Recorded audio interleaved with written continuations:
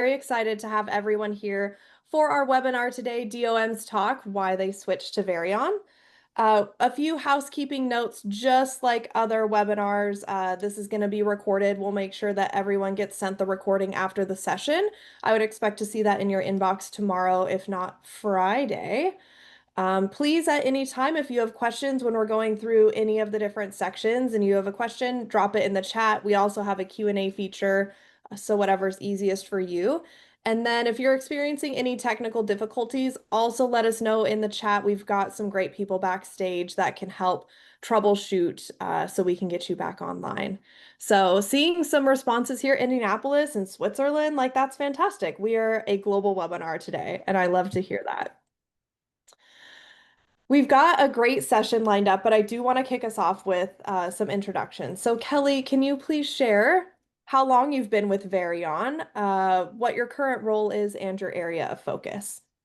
Yeah, so hi everybody. I've been with the company almost 8 years now, starting with the tracking side, which used to be known as flight docs, which we'll be going over a lot today. My current role is customer success operations manager, and I focus a lot, obviously, with the customer success team, streamlining their operations, their processes, and things like that, and doing a lot of webinars and trainings with our customers as well. Awesome. Now to you, Jason, as one of our panelists, I would love for you to share a little bit more about who you are, the flight department you represent, just more details about your operation and, what maintenance tracking systems you've used, both past and present. Okay. Well, hi, everyone. Jason Henson. I'm the Director of Maintenance at Encompass Health down in Birmingham, Alabama. We have two Challenger 3500s. We fly about 400 hours per airframe each year. And in the past, I have used just about every tracking software out there.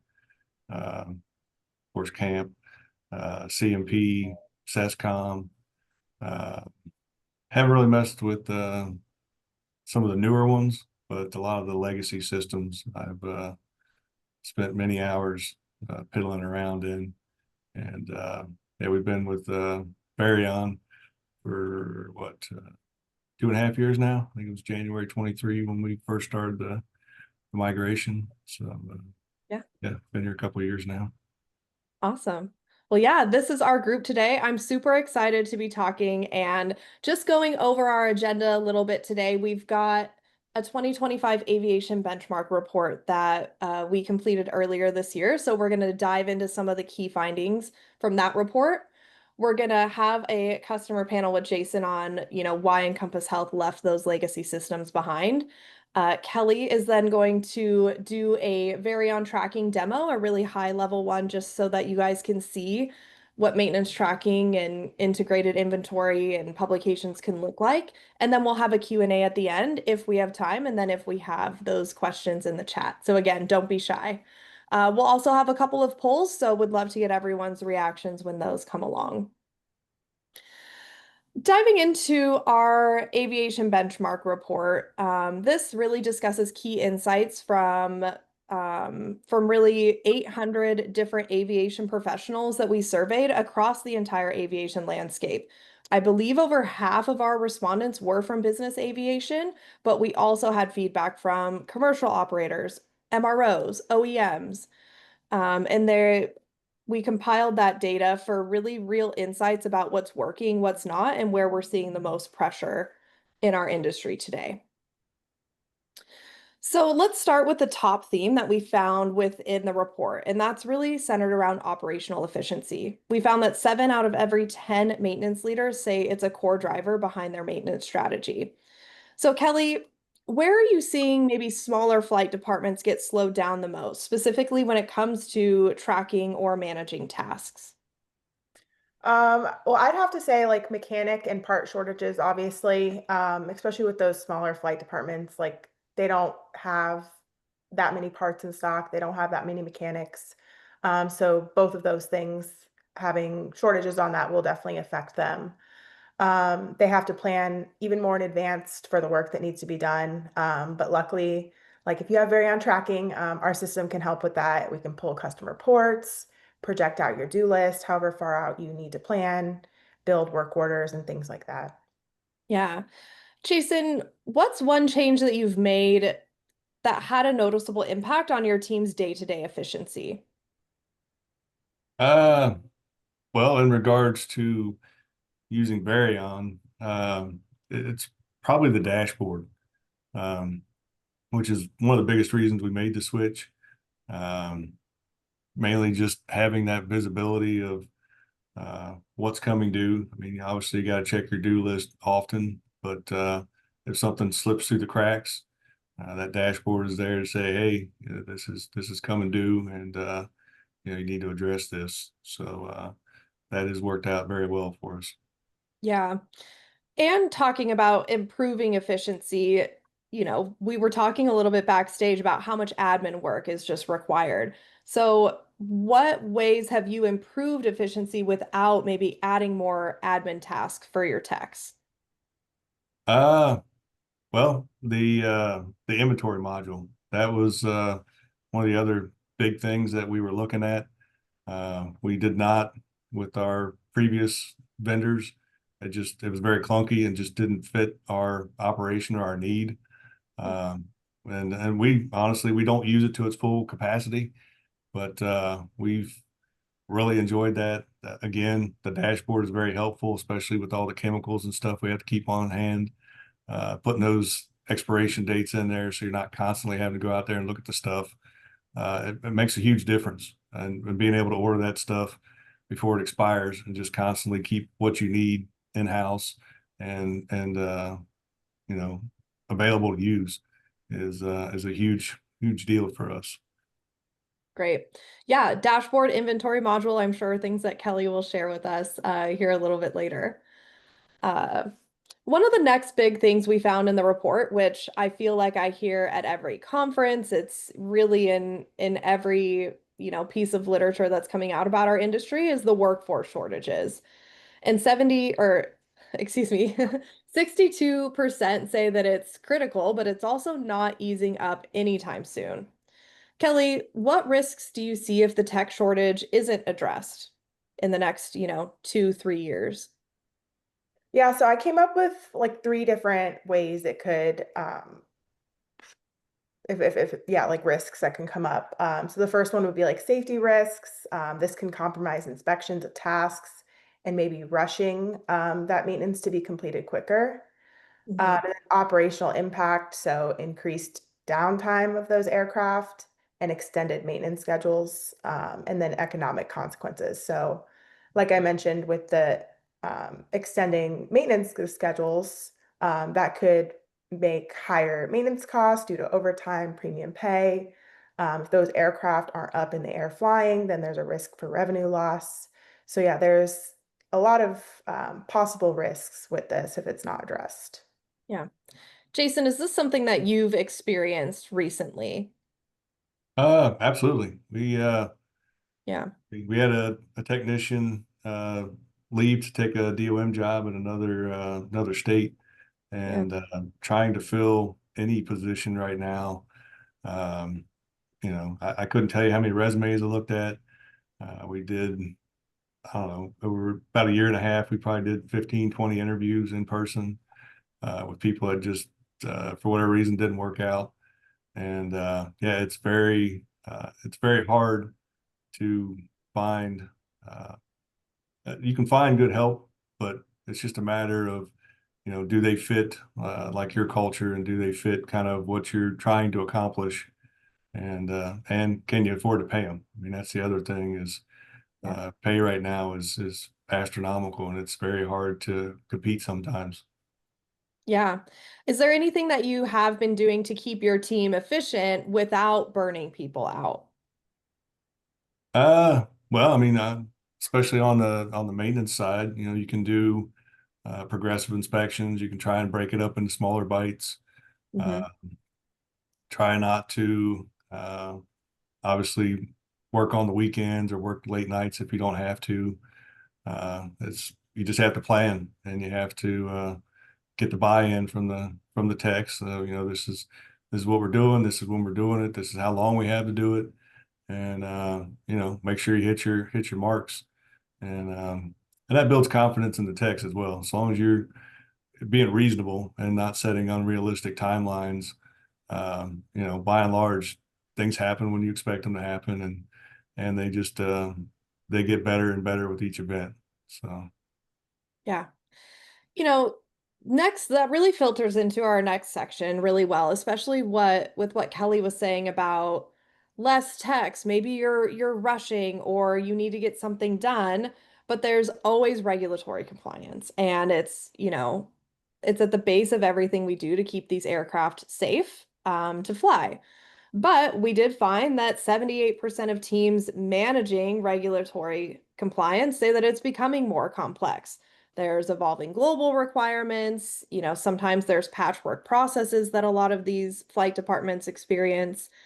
Kelly, can you dive into a little bit more? Like, what is the risk of sticking with a manual or kind of a disconnected compliance tracking within an operation? Yeah, I mean, so I think if you don't look or if you don't have a good look of what's coming up or what's been signed off already within your flight department, there's obviously more room for errors and possible double work. So having a strong maintenance tracking tool can help you streamline that, help you streamline your internal processes and keep everyone in your flight department on the same page.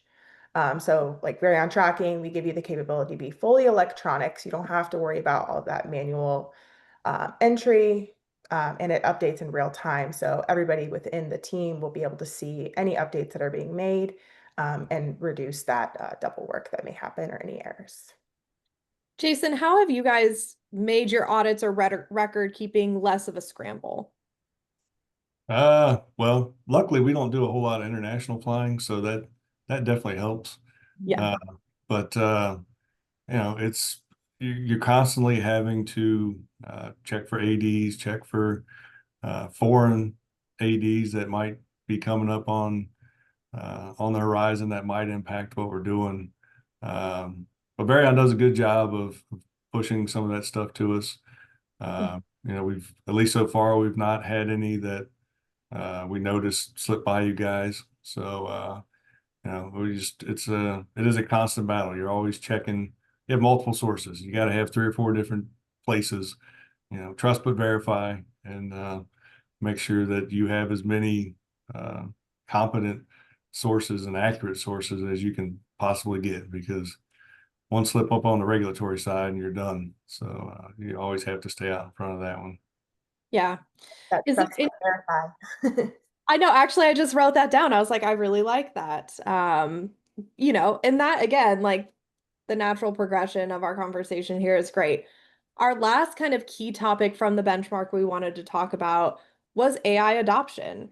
And 70% of people that we polled for the benchmark report said that AI is critical for their operation, but only 17% of those have actually integrated it into their operation. And I think that AI has that place in the trust but verify section. Like we don't want to rely too much on it, but it is also here to help, to be another hand. Kelly, can you share maybe your point of view about what's holding teams back from embracing AI in their maintenance workflow today? Yeah, I think it's the fact that it's still so new and people are unsure of how it can help them specifically. You'll see these days, most every company you have a subscription with, like I'm seeing it in my day-to-day world, is Mhm. implementing something with AI somewhere. So I'm sure this is going to eventually force people to use it. And my opinion is that they're going to see it help their workflows and make their day-to-day jobs easier. So more time spending actually working on the aircraft than in their manuals or tracking software, looking and finding for things or spending time in there and doing Yeah. what they need to do. Jason, where are you at today with AI, if anywhere? We don't currently have any products that are fully AI, but um, we are looking very much at predictive maintenance. Mhm. We do have a health monitoring system on the aircraft, and we're very much pushing as much data to the various vendors as we can to help train the AI, because I think predictive maintenance will be the future. Mhm. But also for our records keeping, we're absolutely looking at that. And yeah, and we're not there yet, but I think there's a lot of really cool products on the horizon that uh, you know, we will absolutely be jumping on board with if they fit our need. Definitely.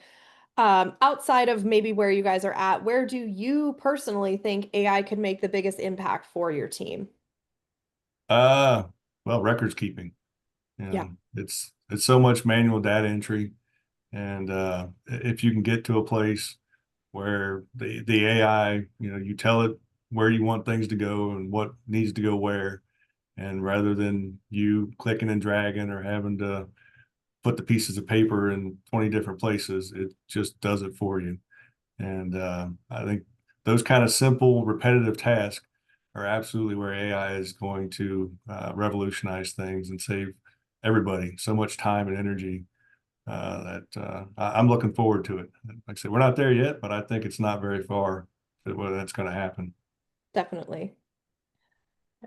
So, we talked about a few key themes. So we're going to launch a little poll. I know we have quite a few participants in here, and I would love to hear from everyone attending. Of these challenges that we talked about, like really what's most important for your operation to solve in the near future. And so as we're kind of waiting for some of those responses to come in, Jason, like you gave us feedback on all of them, but if you had to pick one between improving efficiencies, addressing the tech shortages, managing regulatory compliance, or adopting AI, what is the most important for you today? I would say it's operational efficiency. I Yeah, mean, you're always trying to drive efficiency into your operation because the less time you're spending on things that don't necessarily impact the bottom line of your operation, that's more time you can spend doing the work and doing things that everything matters, but obviously some things matter more than others. So yeah, more time you can spend doing the work that you have to do and that needs to be done is less time you're spending on that data entry and on doing stuff on the back end that just doesn't really doesn't move the needle, you know. yeah.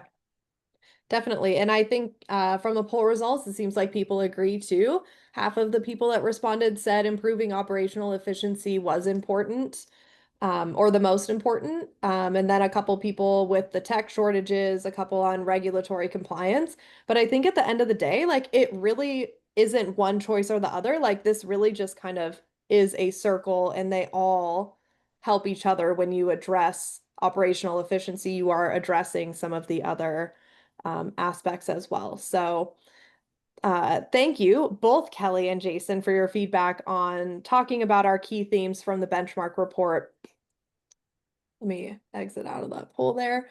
But next, really want to chat with you, Jason, um, on Encompass Health switch to Veryon, really starting with what drove the change. We'll talk about like the migration and what the transition into Veryon actually looked like, and then what you have experienced after being on Veryon for a couple of years now. So, Uh, oh, okay. sorry. No, no, go ahead. Yeah, no, the first section that we have is the breaking point and really talking about like what wasn't working and what ultimately pushed your team to just start exploring other options in general. So, what were some of those early signs that your previous system or process was starting to fall short?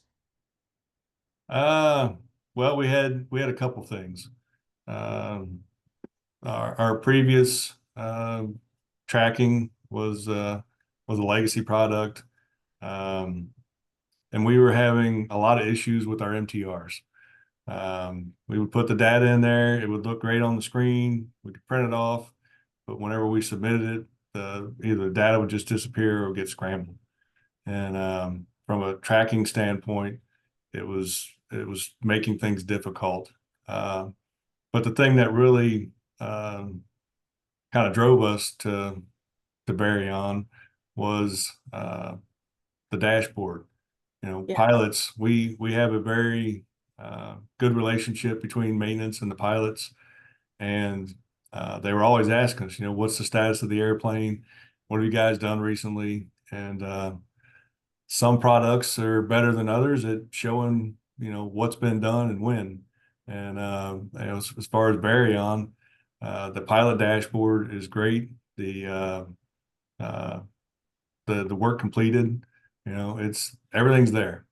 And same with discrepancies, everything is in one spot. They're not having to search for it. They're not having to rely on us to tell them what's going on. Um, they can see at a glance what's out there, and one or two clicks, and they have all the data that they need. And it's not a challenge. So we do a briefing every morning with the pilots, and that is one of the first things we talk about is what's been done to the aircraft and what is still hanging out there on it. If there's any MELs or watch Mhm. list items or whatever that we're tracking. It's not just words from us. It's, they're looking at the same thing we are.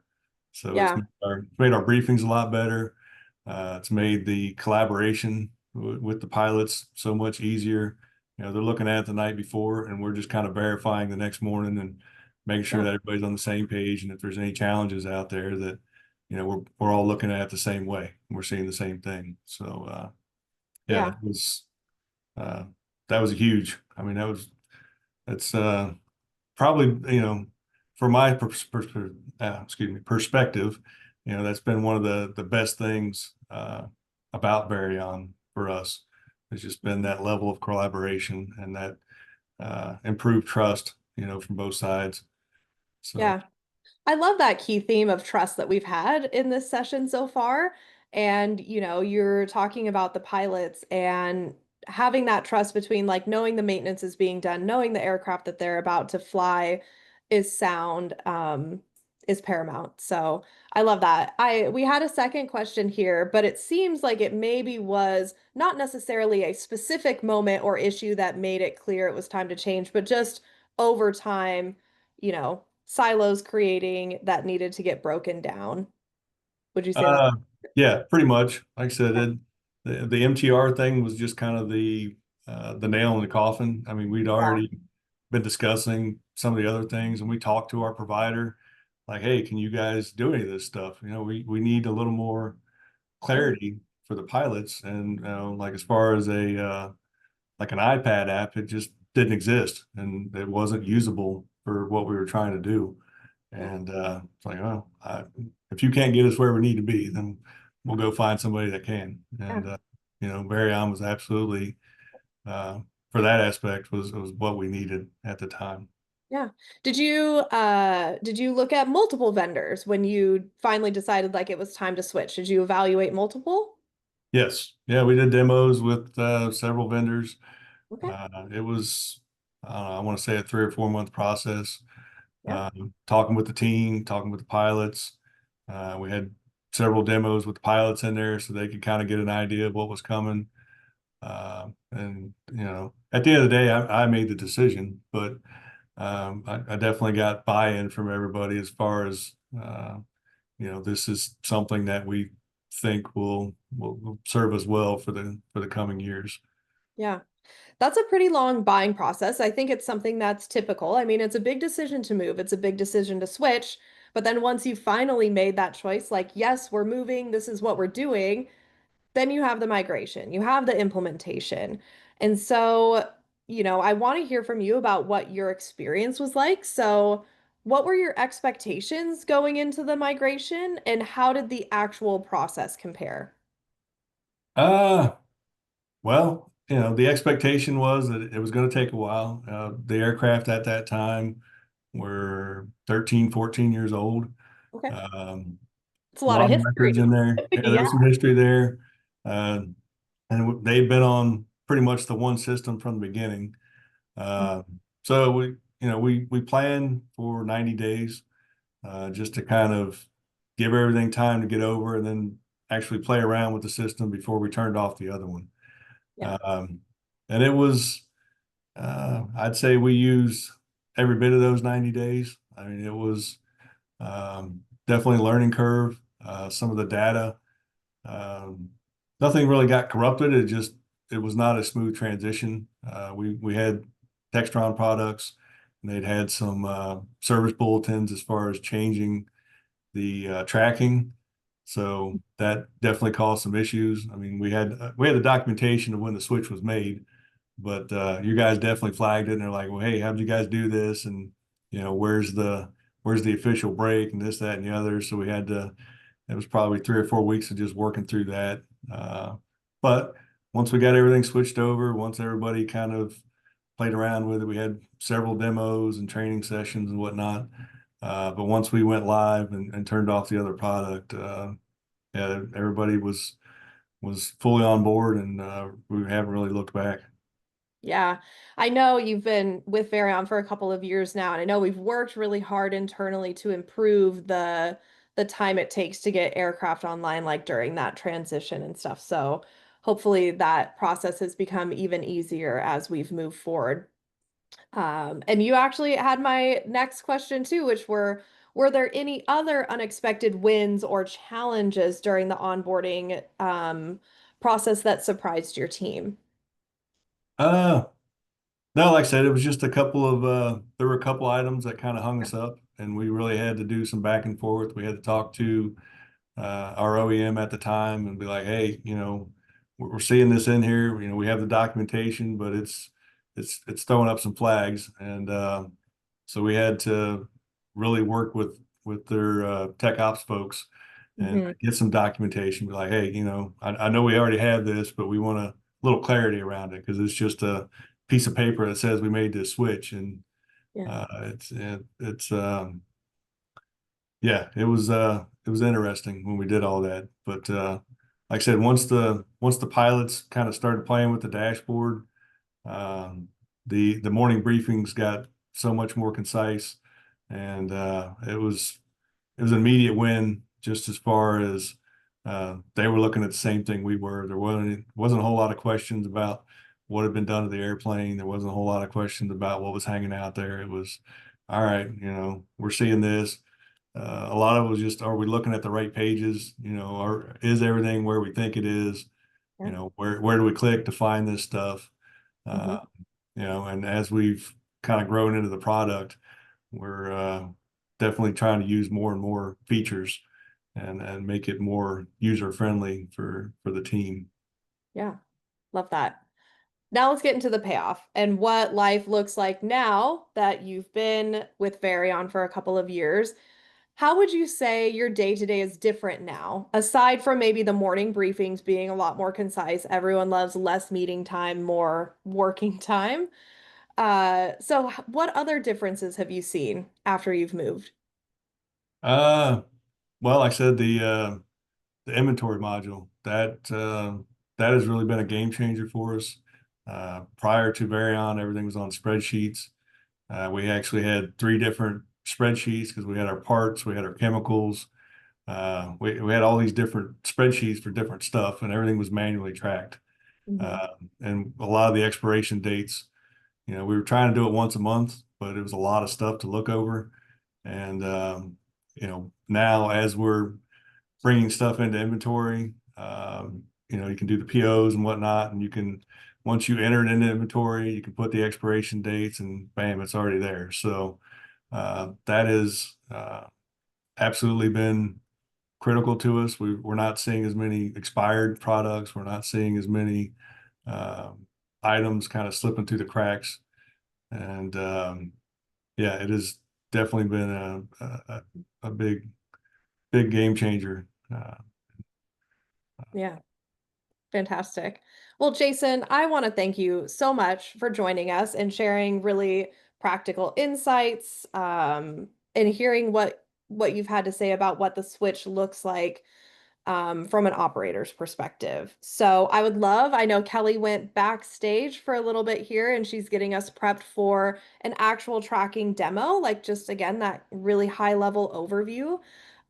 So thank you, Jason, for sharing all of your feedback. And now I'm going to hand it off to Kelly to take us through what Veryon tracking actually looks like, hitting on some of those elements that Jason talked about that their team loves, from the dashboard, integrated inventory, and anything else you want to share with us, Kelly.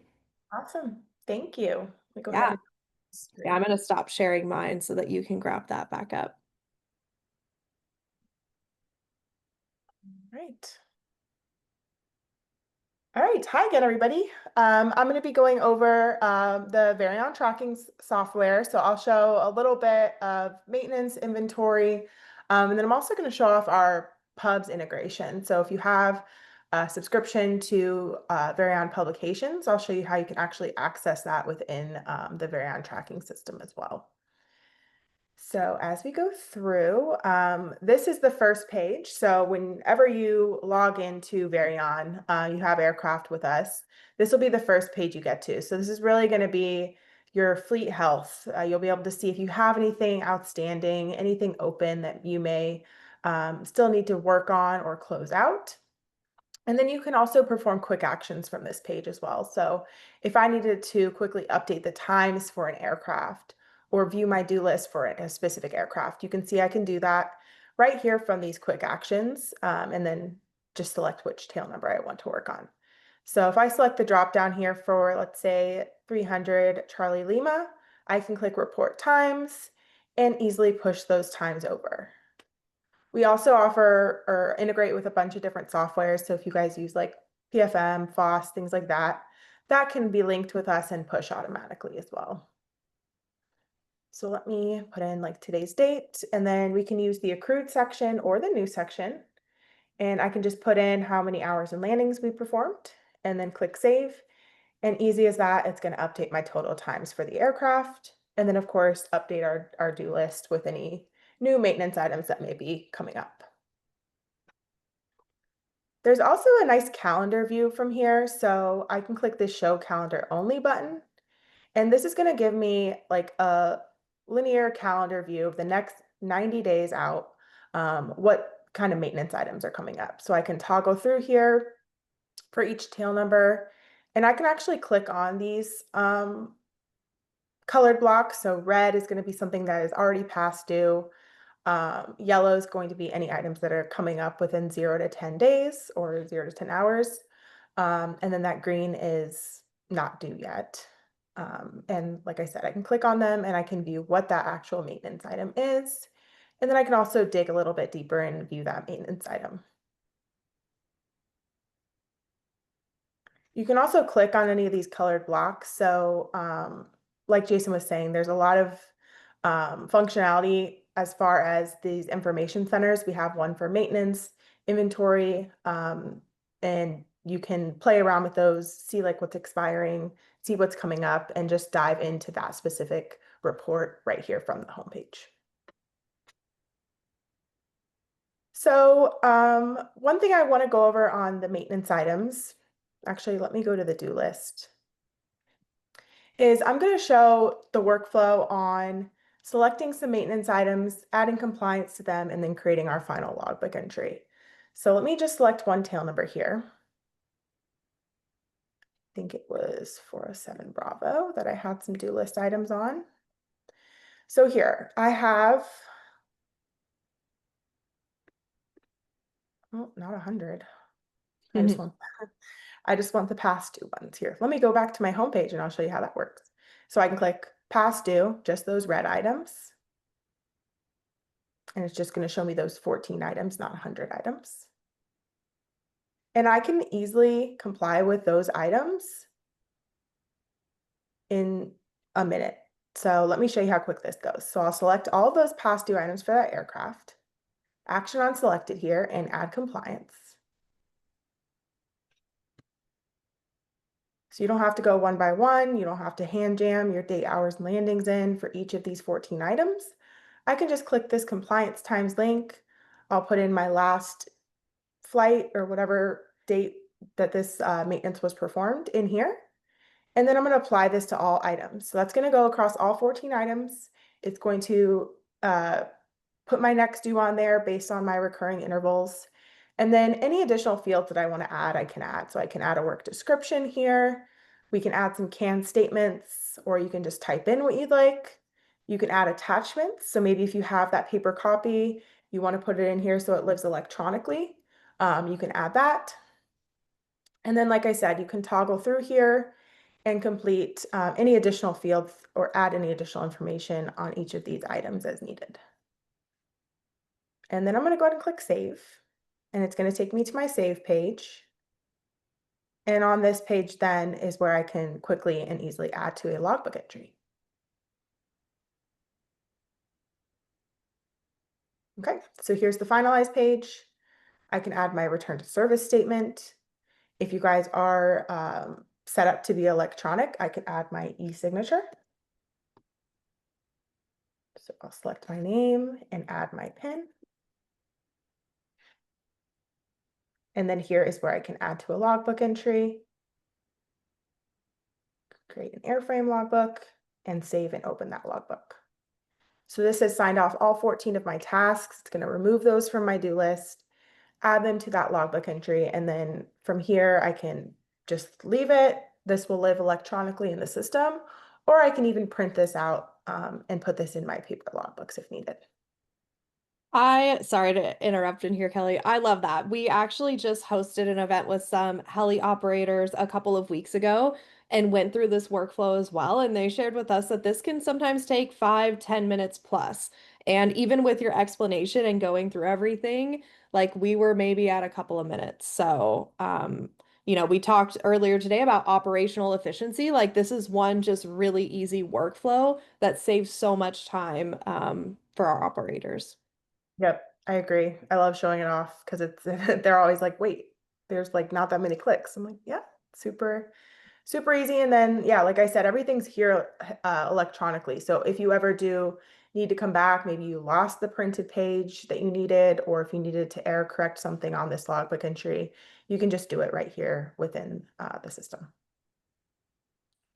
So it's still generating that report to print it off, but let's see, try again. I think my internet's going a little slow here, but here, like I said, here's all of our electronic logbooks. So we can come back, error correct those, create new, print, whatever you may need to do here. And then Jason also mentioned like work completed a lot. So this is a really good place to come and view the history and everything that has been signed off on the aircraft. Here, let me cancel those so they're out of the way.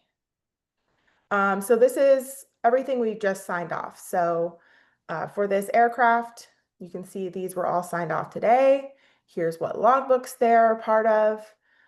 So you'll be able to see that. It's a nice way to come in and do QA checks and make sure things that were e-signed and like I said, signed off with the right compliance records.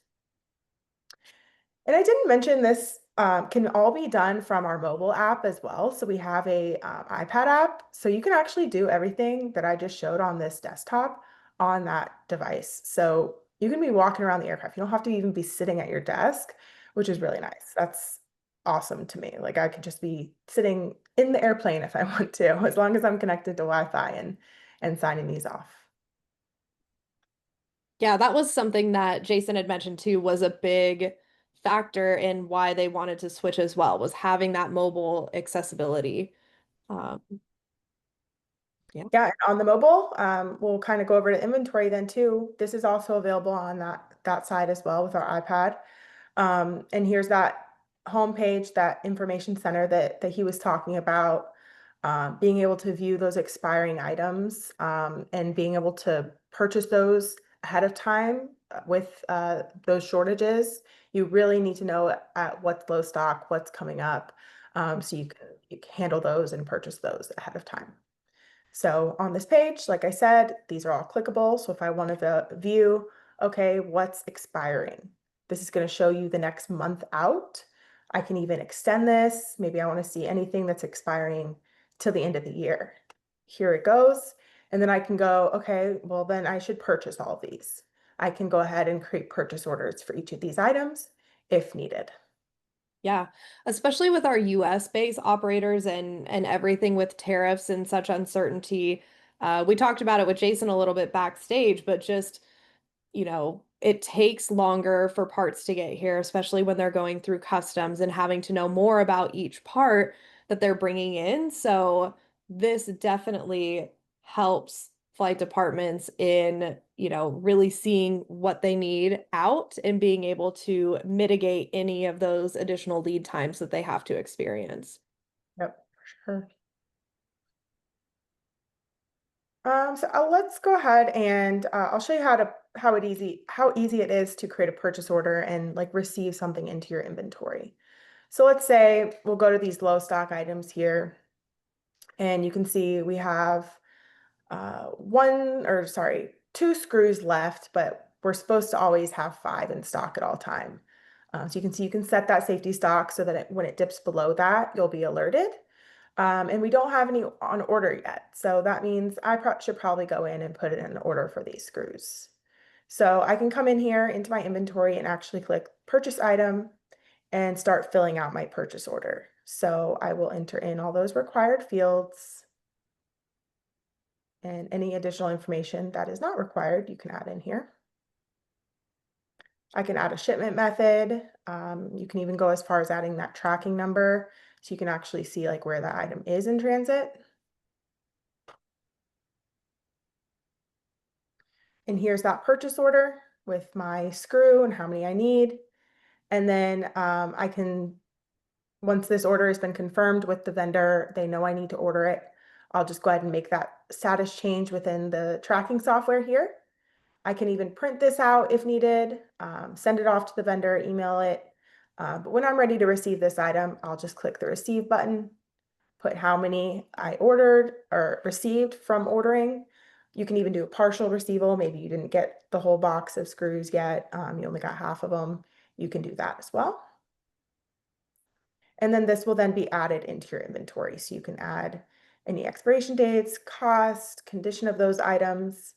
And if you are doing this from the iPad, you can actually take a picture using that built-in camera, take a picture of the item, the 8130, any receipts that you may want to upload that live with this item as well. So now that I've received this, it closes out my purchase order and this item is now in my inventory. So once again, pretty quick and painless. Yeah. Awesome. And then the last thing I want to mention, so obviously there's tons more features here within maintenance and inventory.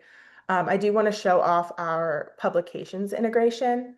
So under the documents tab here, you have aircraft documents, which is just going to be any kind of documents you want to store. So if you have manuals, if you have historic logbook entries, whatever it may be, this is going to be per aircraft. You can create custom folders and upload documents into here. But if you are a publication subscriber, you can actually view those publications right here from the Veryon tracking system. So you don't have to be logged into two softwares at one time, two logins. You can see I'm logged into my pubs account right here at the top, and I can easily, let me go to one of the tails that I know we have some good pubs for. And I can view that information right here from the system. Let me load this and I'll show you what it looks like. Yeah, I know we have a bunch of publication customers that had registered and signed up for this webinar today. So love that we're showing the integration of how all of our systems are connected here. So here it is. And I can search and go to different sections of that manual.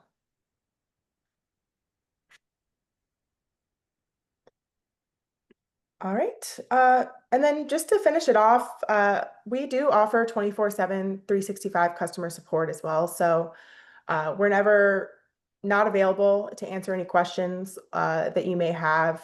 We're always here to help. So yeah. Yeah. That's all I got. Lovely. We do have a question in the chat, and that also kind of brings us to our Q&A as well. So if there's other questions that our attendees have, like please feel free, like now is the perfect time to drop them in. Kelly, we have one from Todd that's a part 145. They don't technically operate any aircraft, but how can we import data from other systems to maintain customer aircraft and do lists from either Traxxall, CAMP, Excel spreadsheets? Would that be a good fit for tracking? I know that we have other solutions as well that might fit better into that operation type. Yeah, our Tracking Plus software is a little bit more, or is a lot more Yeah. More for the 145 repair stations, but we do have like work center here. You can create work orders for external assets. So for those aircraft that you do maintenance on. So here I'll show you an example. I'll select one of these tail numbers. You can create invoices and everything like that within here. But the one thing, like you had mentioned, you're not going to be able to import like a spreadsheet or import those maintenance items.